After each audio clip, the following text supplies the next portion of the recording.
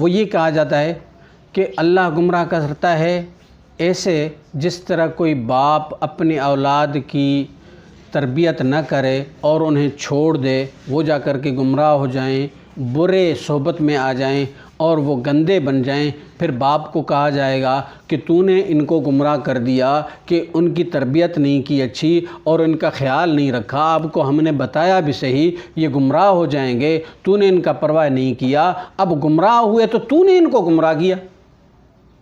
اللہ تبارک و تعالیٰ بھی گمراہ کرتا ہے تو اسی طرح گمراہ کرتا ہے، تو یعنی ان کو چھوڑ دیتا ہے، اپنے بندوں کو چھوڑ دیتا ہے، گمراہ کرتا ہے بمعنی چھوڑ دیتا ہے، کسی کو کچھ بھی نہیں کہتا۔ اب یہ مثال بیان کیا جا رہا ہے، اللہ تبارک و تعالیٰ نے بندوں کو ڈھیل دی ہے، یہ بھی برحق ہے، یہ بھی قرآن پاک کے اندر موجود ہے۔ قرآن پاک کے اندر جو چیز موجود ہے ہم اس کے اوپر ایمان رکھتے ہیں۔ نولیہ ما تولی ونصلہ جہنم۔ سب سے پہلی بات یہ ہے کہ اللہ کے لیے مثال بیان کرنا جائز ہی نہیں ہے۔ فلا تضربوا للہ الامثال، اللہ کے لیے کوئی مثال بیان نہ کرو۔ کیوں؟ اس لیے کہ اللہ کا مثال کوئی ہے ہی نہیں، بیان مثال نہ کرو۔ اگر تم نے مثال بیان کیا ہے تو اس مثال کو دیکھو۔ باپ کا مثال دیا ہے جو اپنے بچوں کی تربیت نہیں کرتا، تو ساری دنیا یہی کہتا ہے کہ وہ باپ جو اپنے بچوں کی تربیت صحیح نہ کرے، انہیں چھوڑ دے، تو یہ نالائق باپ ہے، یہ اچھا نہیں ہے۔ اللہ اکبر۔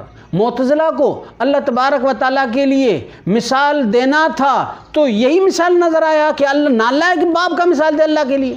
اللہ کا تصور ان کے نزدیک یہی ہے جو نالائق ایک باپ کا مثال ہے۔ انا للہ و انا الیہ راجعون۔ اللہ پاک مثال سے پاک ہے، اللہ بے نیاز ہے۔ اللہ اپنے بندوں کو ڈھیل دیتا ہے، کیسے ڈھیل دیتا ہے خود ہی سمجھتا ہے۔ اللہ پاک اپنے بندوں کو ہدایت دیتا ہے، کیسے ہدایت دیتا ہے خود ہی سمجھتا ہے۔ اللہ گمراہ کرتا ہے جس کو چاہے، اس کی مرضی ہے، کیسے کرتا ہے اللہ خود جانتا ہے۔ جس طرح رزق دیتا ہے اسی طرح گمراہ کرتا ہے۔ تو پہلی بات یہ ہے کہ یہ گمراہ ہے باپ۔ اگر تمہیں مثال ہی بیان کرنا تھا تو پھر دونوں مثالیں بیان کیوں نہیں کیا کہ ایک باپ اس طرح کا ہوتا ہے؟ یہ مثال بیان کرنا ہم جائز نہیں سمجھتے، لیکن جواباً عرض کرتے ہیں کہ آپ کو اگر مثال ہی دینا ہے، معتزلہ کے ناج پر چلتے ہوئے اللہ کے لیے مثالیں بیان کرنی ہیں، تو پھر آپ اس باپ کا مثال کیوں نہیں دیا جو باپ اپنے بچوں کی تربیت کرتا ہے، جو بازو پکڑ کر کے ان کو اعمال کرواتا ہے، جو بازو پکڑ کر کے ان کو اعمال سکھاتا ہے اس کو، اس باپ کا مثال کیوں نہیں دیا؟ تعلیم کا خیال کرے، اخلاق کا خیال کرے، صحبت کا خیال کرے، بازو پکڑ کر کے ہر اچھی بات سکھائے، اس باپ کا کیوں نہیں مثال دیا؟ اگر یہ مثال دیتے تو اہل سنت والجماعت کا نظریہ ثابت ہو جاتا، لیکن اہل سنت والجماعت کے نظریے سے آپ کو پتہ نہیں کون سی تعصب ہے۔ ایک بیان میں تو یہ کہتے ہیں کہ اگر کوئی اہل سنت سے نفرت کی حد دیکھیں، کہتے ہیں جی دہریہ آ کر کے سوال کرے اہل سنت والجماعت سے کہ دیکھتے ہیں وہ کیا جواب دیتے ہیں، پھر اہل سنت یہی جواب دیں گے کہ اللہ کی مرضی ہے، اللہ سے سوال نہ کرو۔ مانا سمجھتے ہیں کہ اہل سنت کا یہ نظریہ ہے، پھر بھی رد کرتے ہیں۔ انا للہ و انا الیہ راجعون۔ کیا اہل سنت والجماعت سے آپ بڑھ کر ہیں؟ کریں دعویٰ، کوئی مسئلہ نہیں ہے۔ معتزلہ کے ہاں دعویٰ کرنا تو کوئی مسئلہ ہی نہیں ہے، کیونکہ وہ عقل پر چلتے ہیں نا۔ اگر آپ باپ کا مثال آپ کو دینا تھا تو آپ اس طرح بیان کرتے کہ اللہ پاک کی مرضی ہے، اپنے بعض مخلوقات کی تربیت کرے، ان کی رہنمائی کرے، ان کو تعلیم دے، ان کو اچھے اعمال سکھائے، اللہ کی مرضی ہے، اور بعض کو نہ سکھائے، چھوڑ دے انہیں، اللہ کی مرضی ہے، پھر بھی کافی حد تک اہل سنت کا نظریہ ثابت ہوتا۔ لیکن آپ دو مثال اگر بیان کریں گے اللہ تبارک و تعالیٰ کی ہدایت پر لانے کا اور گمراہ کرنے کا مثال، دونوں مثال بیان کریں گے تو پھر تو معتزلہ کا مسلک ہی ختم ہو جائے گا نا۔ اس وجہ سے آپ نے تو معتزلہ کے مسلک کو ثابت کرنا ہے۔ اور باپ کا حکم کیا ہے شریعت میں؟ باپ کو حکم یہ ہے کہ اپنے اولاد کی تربیت کرو، ان کو نصیحتیں کرو، ان کی صحبت کی حفاظت کرو، اور پھر باپ انہیں چھوڑ دیتا ہے تو باپ کا قصور ہے۔ اور اللہ تبارک و تعالیٰ کو بھی حکم یہی ہے کہ اپنے مخلوقات کی تربیت کرو۔ کس نے حکم دیا؟ اللہ کو۔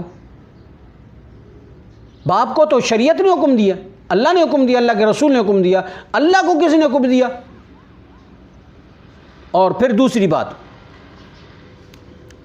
باپ تو بچے کو سوائے نصیحت کرنے کے اور کچھ بھی نہیں کہہ سکتا، نہیں کر سکتا، زیادہ سے زیادہ اس کو نصیحت کر سکتا ہے۔ کیا اللہ بھی اسی طرح ہے؟ اللہ تو مکمل طور پر بندے کے اوپر اختیار، پاور، طاقت رکھتا ہے۔ باپ اس طرح تھوڑا ہی ہے، اپنے بچے پر صرف اس کو اختیار نصیحت کرنے کی بس، اور بچے کے اوپر کوئی اختیار نہیں ہے۔ تم نے باپ کا مثال دیا اللہ کے لیے، کیا اللہ بھی بندے کے اوپر صرف نصیحت کرنے کا اختیار رکھتا ہے کیا؟ انسان کی ہر عضو، ہر خیال، عقل، نظر، زبان، ہاتھ، کان، ٹانگیں، پیٹ، سب کچھ انسان کے اللہ تبارک و تعالیٰ کے قدرت میں بند ہے۔ باپ اس طرح تھوڑا ہی ہے۔ تم نے اللہ کے لیے مثال باپ کا دیا۔ انا للہ و انا الیہ راجعون۔ ہے کاش کہ معتزلہ کے نہج کو چھوڑ کر کے اور قرآن کے نہج پر چلتے۔ قرآن کہتا فلا تضربوا للہ الامثال، قرآن کہتا لیس کمثلہ شیء، تم بھی یہی کہو کہ اللہ کے لیے کوئی مثال ہی نہیں ہے، اللہ کو کوئی مثال ہے ہی نہیں۔ اور یاد رکھو، اللہ کے لیے مثال بیان کرنا جائز نہیں ہے، اس لیے کہ مثال ممثل لہو کے من وجہ مشابہ ہوتا ہے، اور اللہ تبارک و تعالیٰ کی ذات نہ صفات کا کوئی من وجہ بھی مشابہ نہیں ہے۔ من کل وجود اپنی جگہ پر ہے، وہ تو ہے ہی نہیں، لیکن من وجہ بھی کوئی مشابہ نہیں ہے۔ اس وجہ سے اللہ نے منع فرمایا کہ میرے لیے مثال بیان نہ کیا کرو، سب مثالوں سے اللہ بالا تر ہے۔ مثال جتنے بھی ہیں وہ سارے مخلوقات ہیں، اللہ خالق ہے۔ خالق کو مخلوق کا مثال دے کر سمجھنا چاہتے ہو؟ انا للہ و انا الیہ راجعون، یہ تو معتزلہ کا کام ہی ہو سکتا ہے۔